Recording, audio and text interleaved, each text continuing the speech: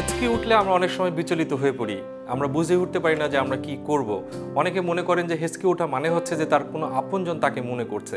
আসলে সত্যিকার অর্থে তার কোনো আপনজন ওই সময় তাকে মনে করে না। আমাদের যে শ্বাস-প্রশ্বাসের কাজে জড়িত একটি মাংস পর্দা রয়েছে, যেটিকে আমরা ডায়াফ্রাম বলি, এটিতে কোনো কারণে যদি ইরিটেশন হয়, সেই ক্ষেত্রে হেঁচকি উঠতে পারে।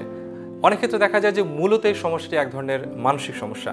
ওই মুহূর্তে তার মনকে যদি আমরা অন্যদিকে সরিয়ে নিতে পারি, অনেকে দেখা গেছে যে গ্রামেগঞ্জে মারা বলে যে তুই তো আজকে কি জানি চুরি করেছিস, সাথে সাথে সে টেনশনে পড়ে যায়, আমি তো চুরি করিনি, তাহলে আমাকে এটা বলা হলো কেন। দেখা যায় সত্যিকার অর্থেই তার এটা কাজে লাগে এবং তার হেঁচকিটা ঠিক হয়ে যায়। এ কথার অর্থ হলো ওই মুহূর্তে তাকে অন্য একটি বিষয়ে মনোযোগ দেয়া।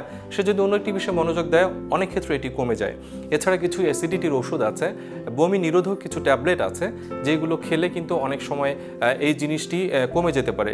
এছাড়া আমরা পানি খেতে পারি, ঠান্ডা পানি যদি খাই সেক্ষেত্রে একটি ভালো কাজে যেতে পারে এবং তার কাজই হচ্ছে মূলত সে আসলে অন্য একটি কাজে নিজেকে নিয়োজিত রাখবে, পাশাপাশি অ্যাসিডিটি কমানোর যে ওষুধগুলো আছে, বমি কমানোর যে ওষুধগুলো আছে সেটির ব্যবস্থা নেবে।